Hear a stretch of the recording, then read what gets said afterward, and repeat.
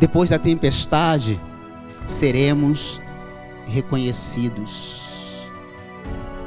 No versículo 4 do capítulo 28 diz que Paulo estava preparando uma fogueira ali para aquecer todos, e naquela lenha saiu uma serpente, e eles imaginaram assim: ele vai morrer, ele vai morrer. Eles esperaram alguns minutos e nada aconteceu com Paulo. Depois no versículo 6 diz assim: ele é um Deus. Porque Paulo havia sido picado, porque o texto não diz claramente, pela serpente.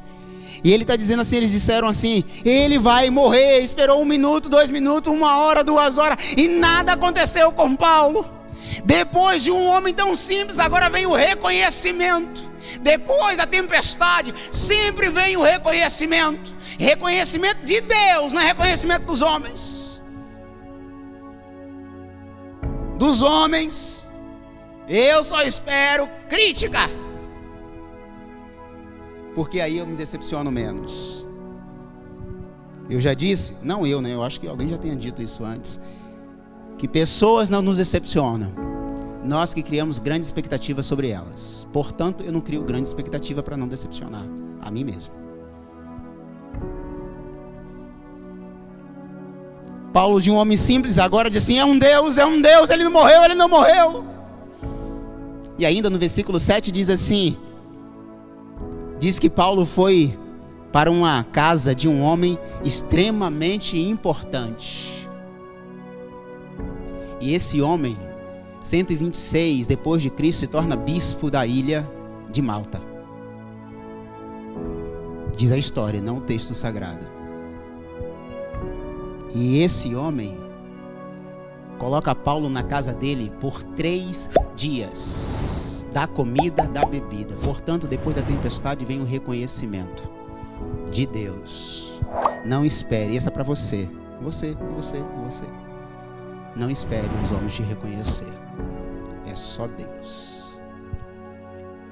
Terceiro, depois da tempestade vem: nós somos curados e curamos. Paulo chega no versículo 8 na casa daquele homem e o seu pai estava doente. Paulo diz assim: você me dá licença? Entra no quarto. Lembra da mensagem do quarto? O quarto é o lugar mais privilegiado do mundo, em todos os sentidos. Paulo entra no quarto e vê aquele homem doente, com febre e diarreia. Paulo põe as mãos sobre ele e ora. Deus pega um homem do meio da tempestade, leva para uma ilha para curar e ao mesmo tempo ser curado. Deus quer te tirar do meio da tempestade, depois da tempestade, para curar e ser curado. Eu preciso ser bênção na vida de outras pessoas. Tanto é que diz que aquele homem foi curado, versículo 8. E aí versículo 9 do capítulo 28 diz assim: feito isso, ou seja, curado esse homem, os demais doentes da ilha vieram e foram todos curados. Do meio da tempestade para o milagre. E por fim, depois da tempestade, somos honrados.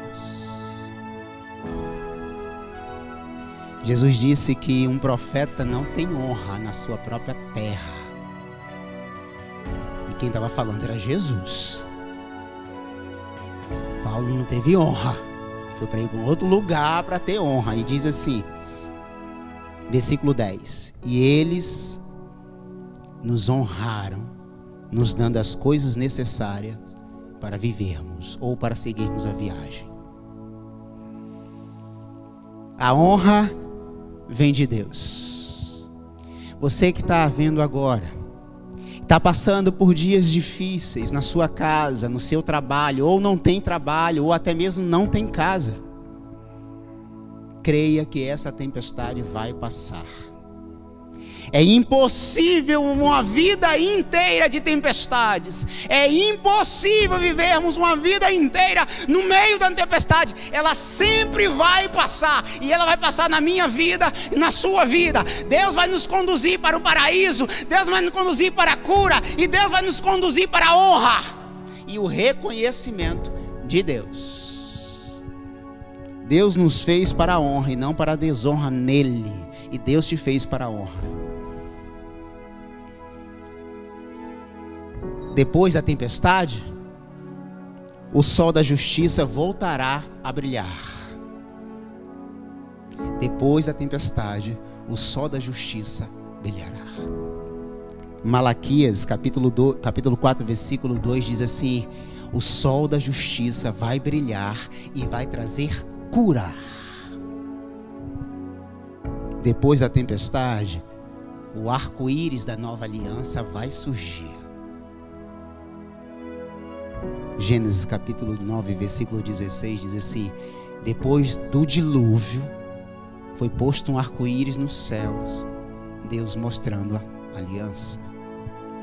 Depois da tempestade, a luz de um novo dia há de surgir. Depois da tempestade. Você está passando por tempestades nessa noite? Creia que Deus é contigo.